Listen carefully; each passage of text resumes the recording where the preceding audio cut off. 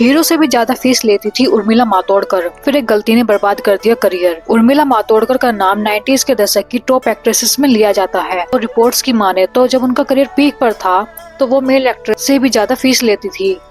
पिछले दिनों उर्मिला अपने तलाक को लेकर सुर्खियों में बनी हुई थी। मीडिया रिपोर्ट्स के मुताबिक शादी के 8 साल बाद एक्ट्रेस पति मोहसिन अख्तर से तलाक लेने जा रही हैं। हालांकि उर्मिला ने इस बारे में कोई ऑफिशियल स्टेटमेंट नहीं दिया है। उर्मिला काफी लंबे समय से बड़े पर्दे से दूर हैं।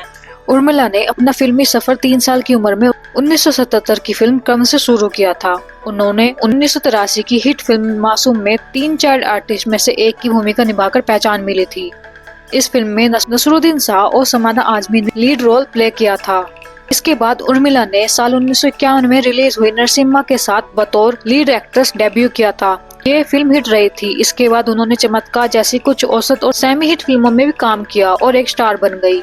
1995 में उर्मिला राम गोपाल वर्मा की रंगीला में बेहद ग्लैमरस अंदाज में नजर आई थी। ये फिल्म उस साल की सबसे कमाई करने वाली भारतीय फिल्मों में से एक थी। फिल्म में उनकी परफॉर्मेंस, स्क्रीन प्रेजेंस और डांस ने रातों रात उर्मिला को टॉप एक्ट्रेस की लिस्ट में शामिल कर दिया था। इसके बाद उर्मिला ने जुदाई, सत्या और खूबसूरत जैसी हिट फिल्में दी। 20s के दशक में उर्मिला की फिल्मों बॉक्स ऑफिस पर फ्लॉप होने लगी। हालांकि उन्होंने एक हसीना थी क्रिटिकली सराही गई फिल्में भी दी थी, लेकिन बॉक्स ऑफिस पर सफलता उनसे काफी हद तक दूर हो गई थी। 2008 में उन्होंने कर्ज में अभिनय किया, जो 1980 के दशक की क्लासिक कर्ज की रीमेक थी। इस फिल्म में मेस रेशमिया, श्वेता कुमार, डीनो मोरिया और डैनी भी थे।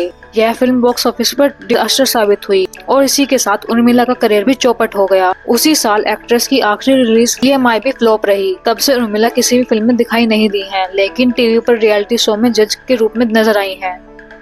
कहा जाता है कि उर्मिला का करियर डूबने की सबसे बड़ी वजह राम गोपाल वर्मा और उनकी फिल्में थी। दोनों के कथित अफेयर की खबरें भी हमेशा चर्चा में रहती थी। ऐसे में कई दूसरे डायरेक्टर भी उर्मिला के साथ फिल्में करने से कतराने लगे। किसी दूसरे डायरेक्टर के साथ फिल्में करने से भी इनकार करती रहीं। उनकी यह गलती उनके बेहतरीन करियर पर भारी पड़ गई और वह एक फ्लॉप एक्ट्रेस बन गई। उर्मिला मातोंडकर को आखिरी बार मराठी फिल्म अजोबा में देखा गया था, जो 2014 में रिलीज हुई थी। इसके बाद उन्होंने 2018 की फिल्म ब्लैकमेल में भी एक स्पेशल कैमियो किया था। मार्च 2016 में उर्मिला मातोंडकर ने कश्मीर के बिजनेसमैन और मॉडल मोहसिन अख्तर मीर से शादी की, जो उनसे 9 साल छोटे थे। बाद में धर्म चेंज करने की खबरें भी सफाई देते हुए उर्मिला ने कहा कि शादी के बाद भी उन्होंने अपना धर्म नहीं बदला है। वह शादी के बाद भी हिंदू हैं और उनके पति और ससुराल वालों ने उन्हें कभी धर्म चेंज करने के लिए दबाव नहीं डाला है। कुछ साल पहले उर्मिला मातोंडकर अपनी राजनीतिक करियर की शुरुआत को लेकर खबरों में थी। एक्ट्रेस 2019 में भारतीय राष्ट्रीय कांग्रेस में शामिल हुई थी। उन्होंने 2019 के लोकसभा चुनाव में मुंबई निर्वाचन क्षेत्र से चुनाव लड़ा, लेकिन हार गई थी। उसी साल उन्होंने इंटरनल पॉलिटिक्स का हवाला देते हुए पार्टी से इस्तीफा दे दिया था और फिर 2020 में वह उद्धव ठाकरे की उपस्थिति में शिवसेना में शामिल हो गई थी। फिलहाल उर्मिला मातोंडकर ना फिल्में कर रही हैं, ना ही उनका पॉलिटिकल करियर सही चल रहा है।